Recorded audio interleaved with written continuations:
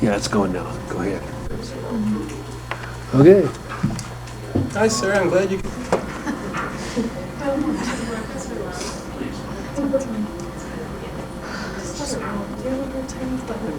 Yes. I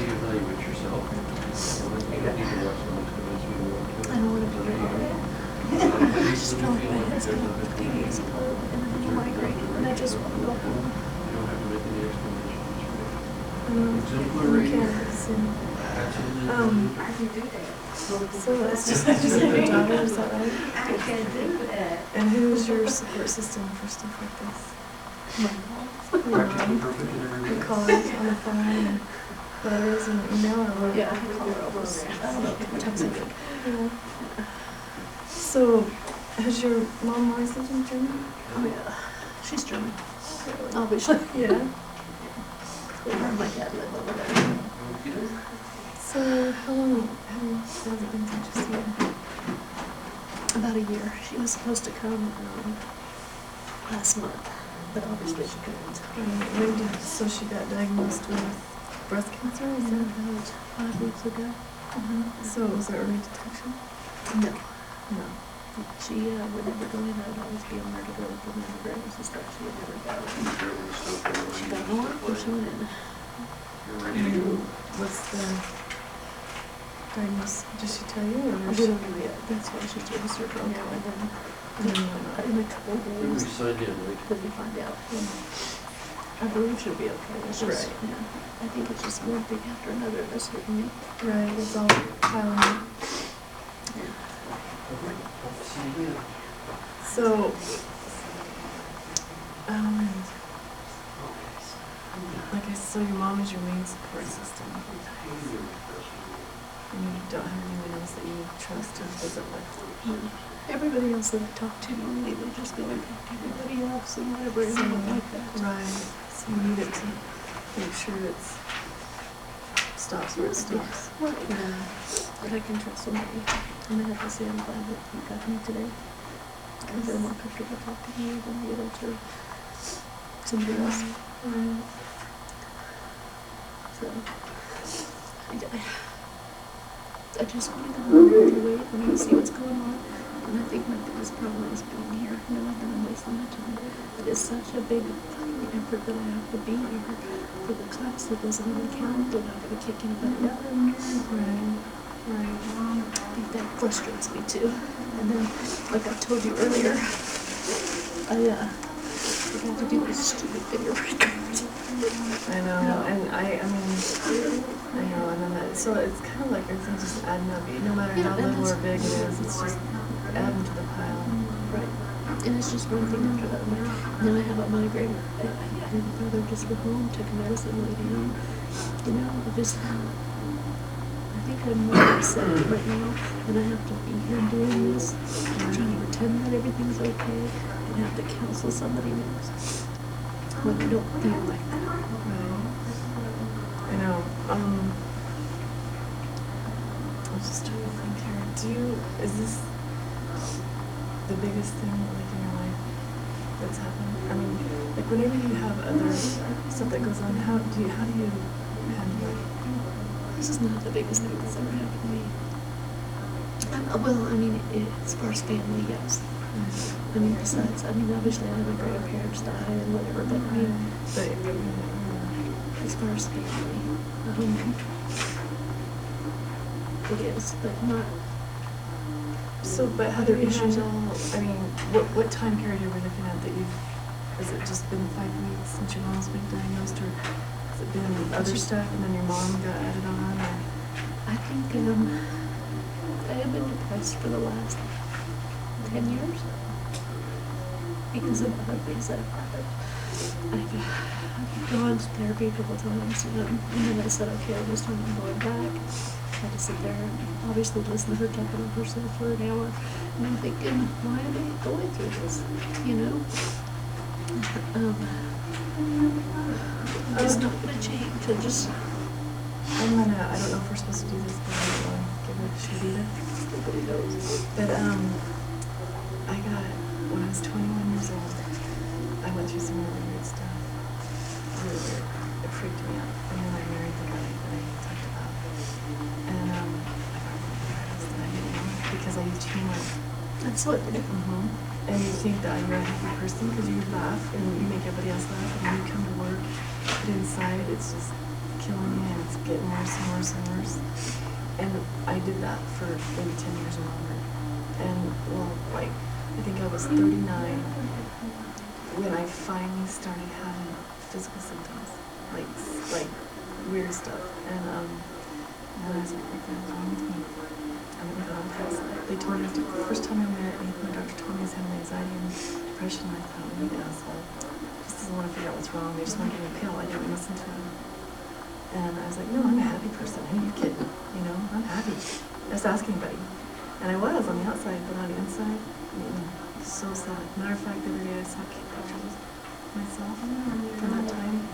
And I couldn't even look at them. I threw them away because it freaked me out that bad. It made me realize how sad I'd been for so long. And it freaked me out because I'm like, how am I going to get out of this? But I also learned that it's the way you think, and I'm big on that because I'm learning, and maybe it's not a big deal. But I've learned so much that if you have the personality of kind of how you handle anxiety, it's how you gather information and then you just hold it, and you got to figure out how to let it go and how to really let it go. And but I went to the Paxil and I didn't do counseling.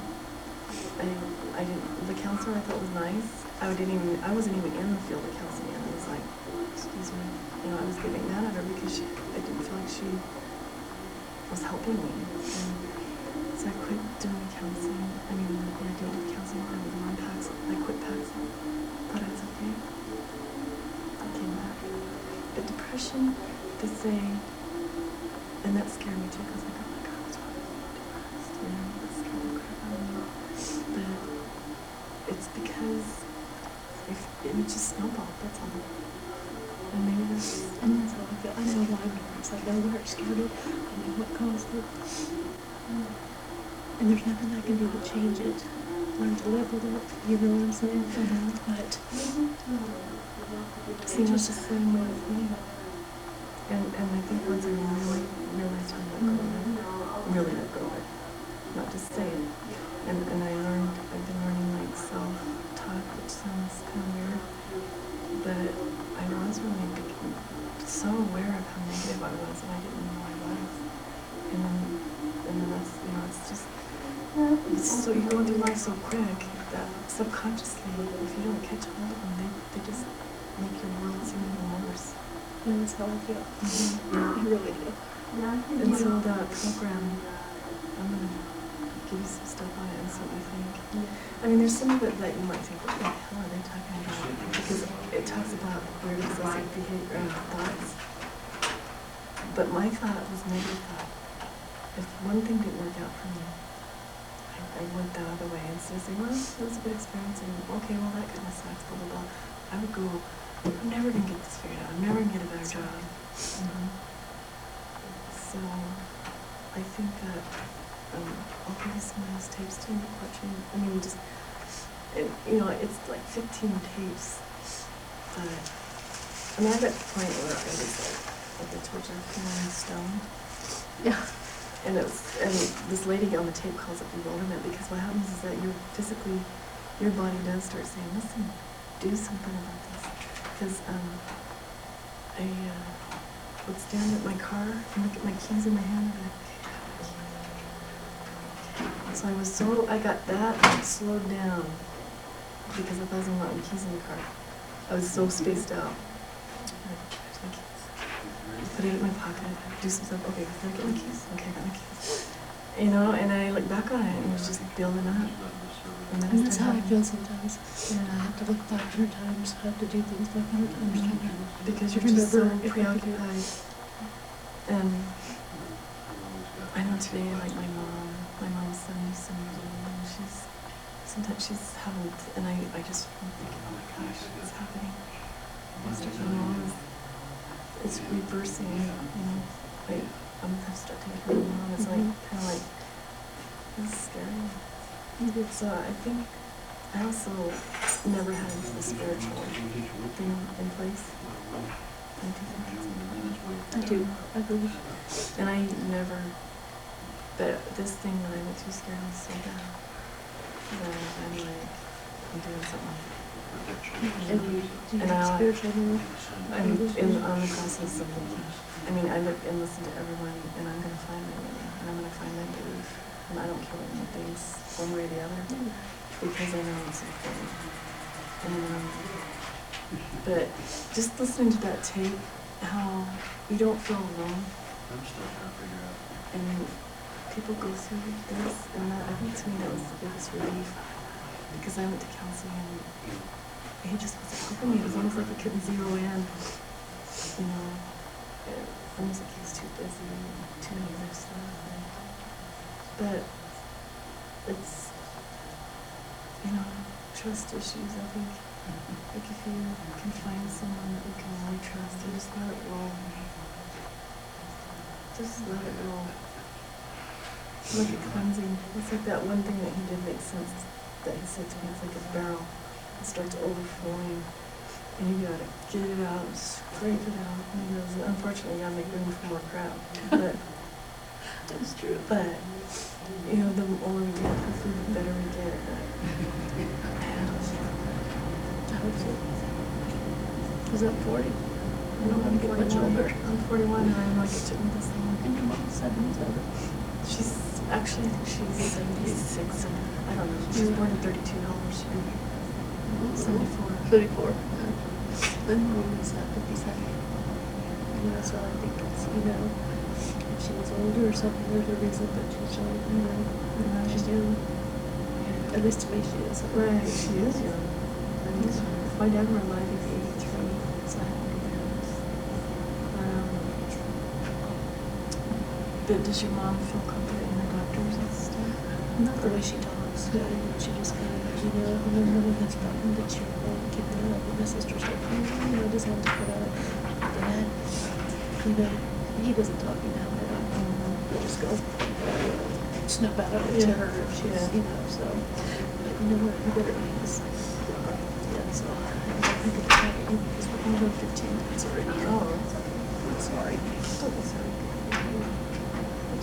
I know how terrible it was. And now everyone I look at. You know, Well, so. it's only got ahead of time here, so Okay. your crazy person isn't here yet. No. So, but, let me get a little break.